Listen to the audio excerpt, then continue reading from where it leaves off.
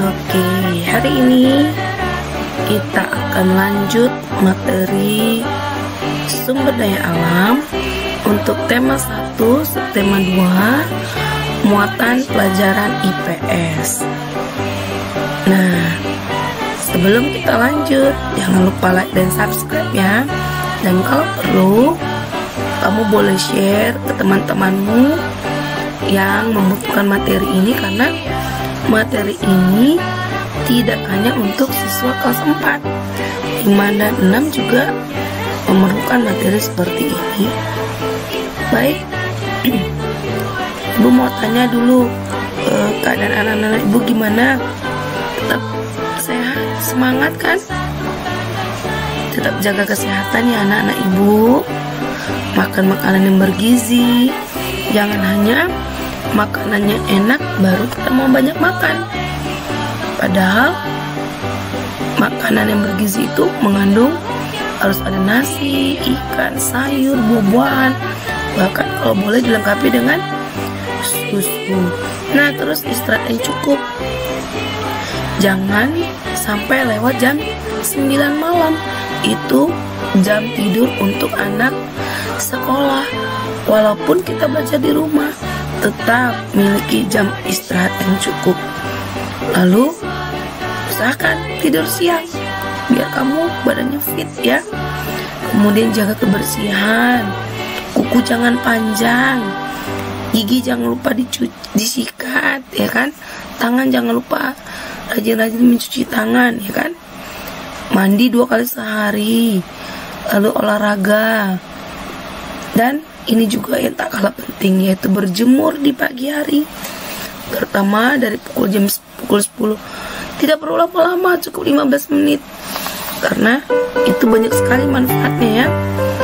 Lalu ini juga tekun melaksanakan ibadah, yang muslimnya sholat, yang Kristen beribadah dengan kebaktian.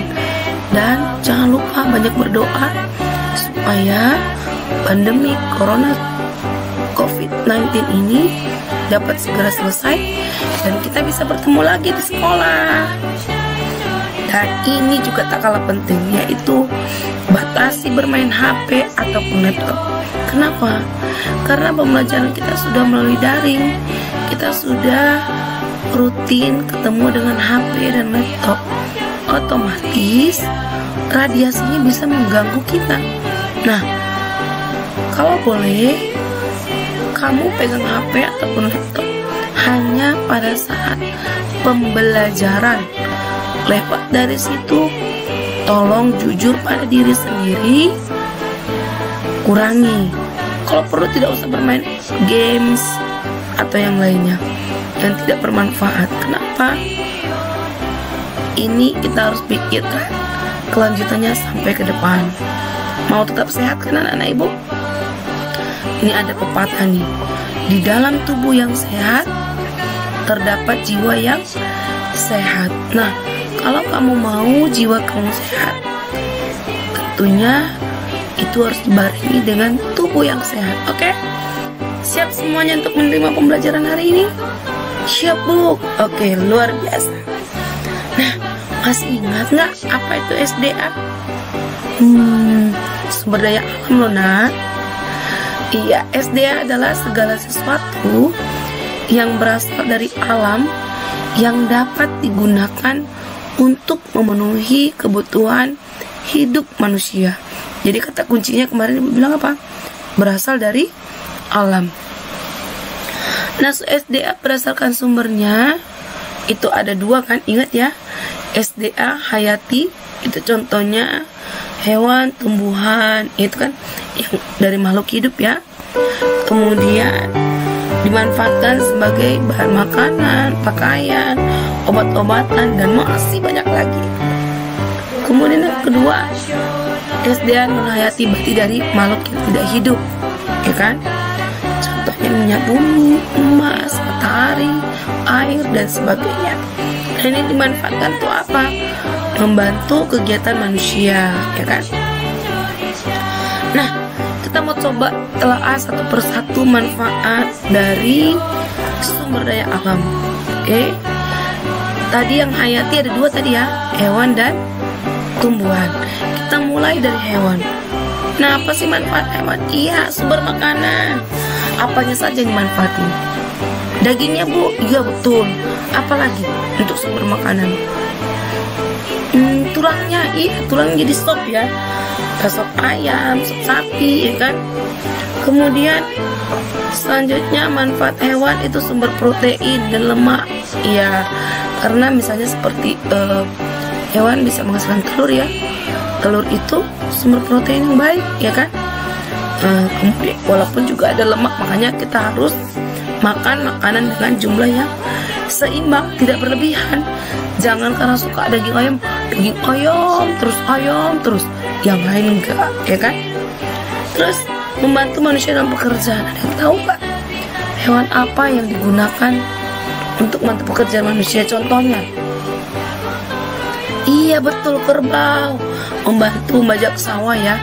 Walaupun sekarang para petani sudah jarang pakai kerbau ya. Pada umumnya mereka sudah dibantu dengan mesin ya, mesin bajak sawah. Kemudian sebagai sumber mata pencarian, misalnya seperti peternak sapi, ya kan, peternak kambing, ya kan, jadi sumber pencarian. Kemudian sebagai hewan peliharaan, iya, seperti kucing ya kan. Terus lanjut, membantu menyuburkan tanah. Ayo, ada yang tahu hewan apa itu? Cacing, iya cacing. Itu hewan yang mampu membantu menyuburkan tanah. Makanya tanah yang semakin subur itu biasanya banyak cacingnya, ya kan? Kemudian sebagai sumber bahan sandang, ini ada 3 macam ya: pangan, sandang, papan. Tolong bedakan. Kalau pangan itu sebagai bahan utama, contohnya kayak makanan ya. Tapi kalau sandang itu misalnya pakaian. Kemudian papan itu berarti perumahan, ya kan? Nah, jadi kalau katanya pakaian, hewan itu sebagai sumber bahan sandang itu bisa contohnya seperti wool ya, wool itu bisa diolah menjadi bahan pakaian, misalnya kayak jaket, ya kan? Apalagi ulat sutra, betul, ulat sutra diolah itu bisa jadi bahan kain sutra, yaitu namanya sebagai sumber bahan sandang. Oke. Kemudian sebagai alat transportasi, kira-kira yang tahu nggak hewan apa? Iya, kuda. Kalau kamu naik delman, misalnya jalan-jalan ke Brastagi, pernah naik delman ya? Atau naik sado, atau memang naik hewan kuda itu ya, transportasi bisa ya. Kemudian sebagai bahan kerajinan dan aksesoris, misalnya seperti kerang-kerang itu bisa dibuat jadi aksesoris ya. Kemudian bahan kaji keilmuan, maksudnya gini, dalam menemukan satu hal yang baru, misalnya obat-obatan, vaksin, itu tidak langsung dicobakan ke manusia karena masih uji coba. Jadi diujikan kepada hewan, misalnya kepada tikus, mencit ya, tikus putih itu sering dipakai untuk jadi bahan uji coba. Misalnya para ilmuwan mencoba menemukan vaksin, dites dulu ke hewan. Nah, tapi tidak sembarang hewan. Hewan yang digunakan adalah hewan yang memiliki genetik atau gen yang tidak jauh dari manusia. Itu dia. Nanti kalau kamu SMA atau kuliah, kamu akan diperdalam itu. Bisa juga hewan itu dipakai misalnya untuk meneliti sesuatu, supaya misalnya diketahui perkembangannya, struktur tubuhnya, ya kan? Itu yang bahan kajian keilmuan. Kemudian hewan penjaga rumah, contohnya seperti anjing ya. Oke, sampai sini bisa ya untuk manfaat hewan bagi manusia? Bisa, Bu? Oke, mantap. Kemudian manfaat tumbuhan bagi manusia sebagai sumber bahan pangan. Nah, beda nih ya, yang tadi sandang, ini pangan. Kalau pangan berarti yang utama. Kalau tidak ada itu, manusia bisa mati. Contohnya makanan pokok. Indonesia makan manusia itu pada umumnya makan pokoknya adalah nasi, ya kan? Walaupun ada beberapa tempat yang makanan pokoknya bukan nasi, seperti Indonesia Timur sana ada yang makan pokoknya adalah sagu, ya kan? Tanpa itu ya kurang sempurna rasanya, bahkan bisa menyebabkan kematian ketika manusia tidak terpenuhi sumber bahan pangannya. Itu manfaatnya. Kemudian penghasil oksigen, ya, tumbuh-tumbuhan melalui proses fotosintesis dia menghasilkan oksigen. Oksigen ini juga membuat udara jadi lebih segar, ya. Kemudian sebagai bahan sandang, nah, tumbuh-tumbuhan juga bisa sebagai bahan sandang. Apa, Bu? Contohnya kapas. Kapas itu bisa menghasilkan kain katun. Kemudian rami bisa menghasilkan kain linen, ya kan? Luar biasa, ya, manfaat tumbuhan. Kemudian sebagai bahan obat-obatan, ini bisa dipakai akarnya, daunnya, batangnya, bunganya, bijinya. Luar biasa. Contohnya, Bu, jahe misalnya, kunyit, obat-obatan kan, sirih, ya, kan daun jambu biji. Nah, itu sebagai bahan obat-obatan, bahkan itu dasar untuk membuat obat-obatan. Misalnya kayak daun sirih, itu bahan dasar membuat antibiotik. Walaupun tidak hanya daun sirih yang digunakan, ada bahan-bahan lain, tapi itulah bahan dasar obat-obatan. Dan pada umumnya kalau kita menggunakan bahan dasar yang langsung dari tumbuhan, dampak negatifnya atau efek negatifnya lebih minim, ya, asal digunakan sesuai kebutuhan. Oke. Next, bahan kerajinan. Iya, ini misalnya yang biji-bijian bisa dibuat jadi kalung, gelang, ya kan? Atau juga kayak yang buat hiasan itu apa namanya tuh, yang disusun jadi bentuk hewan, ya kan, biji-bijian, ya kan? Oke. Next, bahan perabot rumah tangga atau material bangunan, contohnya seperti kayu jati, ya, digunakan untuk membuat perabot atau material bangunan. Kemudian melindungi dari matahari. Iya, betul. Kalau kita di siang hari berteduh di bawah pohon, enak, ya kan?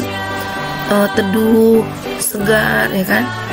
Kemudian sebagai hiasan, penambah nilai estetika. Ini contohnya misalnya seperti kayu jepara itu kan, kursi-kursi yang terbuat dari jepara akan terlihat lebih indah dibandingkan dengan kursi plastik misalnya, ya kan? Kemudian sebagai bahan baku industri, contohnya kayak tanaman karet. Nah, tanaman karet itu diambil getahnya, itu bisa sebagai akan menghasilkan lateks. Lateks ini diolah sebagai bahan ban. Luar biasa, ya. Apalagi kelapa sawit, ya kan? Kelapa sawit kalau diolah itu bisa jadi minyak kelapa sawit. Apalagi biji kopi, ya kan? Teh, itu daun teh itu kalau kamu pernah jalan-jalan lewat perkebunan di Sidamani, ya kan? Ada banyak kebun teh, cantik sekali kan? Nah, itu dipetik lalu diolah oleh industri jadi bubuk teh, ya kan? Oke. Jadi banyak, ya, manfaat tumbuh-tumbuhan bagi manusia. Nah, lanjut. Tadi yang hayati sudah, sekarang yang non hayati. Apa tadi non hayati? Iya, betul sekali. Non hayati itu berasal dari makhluk yang tidak hidup. Contohnya bukan kita bilang hutan tidak makhluk hidup, bukan. Artinya gini, kita mau coba lihat di hutan ada apa saja yang bisa dimanfaati, ya kan? Misalnya tanahnya, ya kan? Apalagi bebatuannya, ya kan. Kemudian minyak bumi,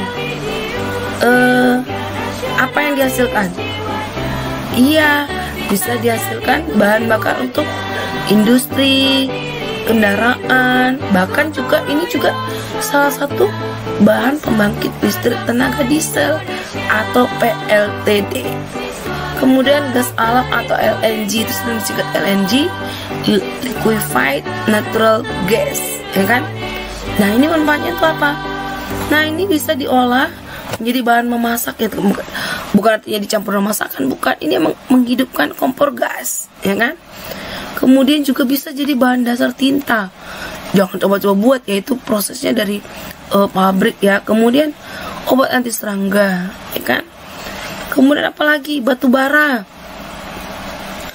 Nah, batu bara itu digunakan untuk bahan masak juga, iya. Maksudnya sebagai bahan bakarnya, ya. Kemudian bahan bakar pembangkit tenaga listrik dan industri.